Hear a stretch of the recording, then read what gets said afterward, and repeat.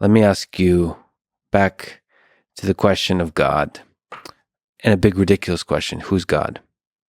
Who is God? So I'm going to use sort of the Aquinas formulation of what God is, right? That if there is a cause of all things, not physical things, if there is a cause underlying the reason of the universe, then that is the thing we call God.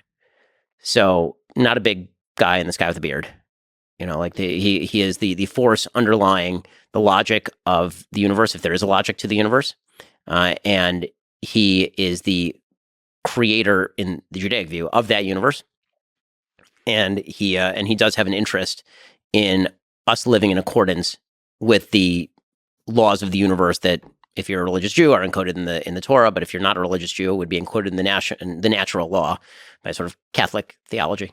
Why do you think God created the universe? Or, as is popularly asked, what do you think is the meaning behind it? What's the meaning of life? What's the meaning of life?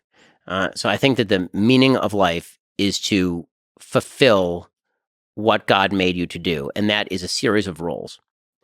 I think that human beings, and here you have to look to sort of human nature rather than looking kind of to big questions. I've evolved something that I've really been working on, and I'm writing a book about this actually, that I call colloquially role theory. And basically the idea is that the way that we interact with the world is through a series of roles. And those are also the things we find most important and most implementable. Right? There's sort of virtue ethics, right, which suggests that if we act in accordance with virtue, like Aristotle, then we will be living the most fulfilled and meaningful life. And then you have sort of deontological ethics, like Kantian ethics, that it's a rule-based ethic. If you follow the rules, then you'll find the meaning of life.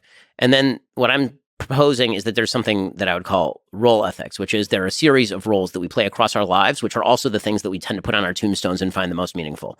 So when you go to a cemetery, you can see what people found the most meaningful because it's the stuff they put on the stone that has like 4 words on it, right? Like beloved father, beloved mother, sister, brother. And you might have a job once in a while, a creator, a religious person, right? These are all roles that have existed across societies and across humanity. And those are the things where we actually find meaning.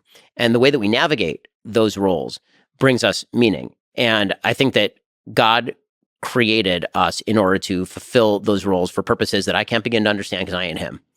And the more we recognize those roles and the more we live those roles, and then we can express freedom within those roles. I think that the liberty exists inside each of those roles, and that's what makes all of our lives different and fun. We all parent in different ways, but being a parent is a meaningful role. We all have spouses, but how you interact that relationship is what makes your life meaningful and interesting. And that is what we were put on earth to do. And if we perform those roles properly, and those roles do include things like being a creator, like we have a creative instinct as human beings, being a creator, being an innovator, being a defender of your family, being somebody who builds up, being a social member of your community, which is something that we're built to do. If we fulfill those roles properly, then we will have made the world a better place than we inherited it. And we will also have had the joy of experiencing the sort of flow they talk about in psychology, where when you engage in these roles, you actually do feel a flow. So these roles are a fundamental part of the human condition. Yes. So the book you're working on is constructing a system to help us understand. It's looking roles. At, let's assume that all of that's true. The real question of the book is, how do you construct a flourishing and useful society and politics? So a society level. If this is our understanding of a human being, how do we construct a good society? Right, exactly. Because I think that a lot of political theory is right now based in either J.S. Mill kind of thought, which is all that a good politics does allows you to wave your hand around until you hit somebody in the face, or Rawlsian thought, which is, what if we constructed society in order to achieve the most for the least, essentially? What if we constructed society around what actually makes humans the most fulfilled, and that is the fulfillment of these particular roles? And where does liberty come into that, right? How do you avoid the idea of a tyranny in that? Right? How do you have to be a mother, you must be a father, you must be where does freedom come into that? Can you reject those roles totally as a society and be okay? The answer probably is not. So you need a society that actually promotes and protects those roles, but also protects the freedom inside those roles. And that raises a more fundamental question of what exactly liberty is for. And I think that both the right and the left actually tend to make a mistake when they discuss liberty. The left tends to think that liberty is an ultimate good, that simple choice makes a bad thing good, which is not true. And I think the right talks about liberty in almost the same terms sometimes. And I think that's not true either. The question is whether liberty is of inherent value or instrumental value. Is liberty good in and of itself, or is liberty good because it allows you to achieve X, Y, or Z? And I've thought about this one a lot, and I tend to come down on the latter side of the aisle. I mean, you asked me areas where I moved. This may be an area where I've moved.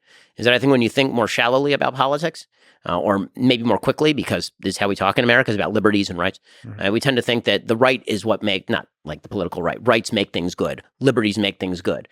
The question really is, what are those rights and liberties for? Yeah. Now, you have to be careful so that doesn't shade into tyranny, right? You can only have liberty to do the thing that I say that you can do. But there have to be spheres of liberty that are roiling and interesting and filled with debate, but without threatening the chief institutions that surround those liberties. Because if you destroy the institutions, the liberties will go too. Right? If you knock down the pillars of the society, the liberties that are on top of those pillars are going to collapse. And I think that's, if people are feeling as though we're on the verge of tyranny, I think that's why.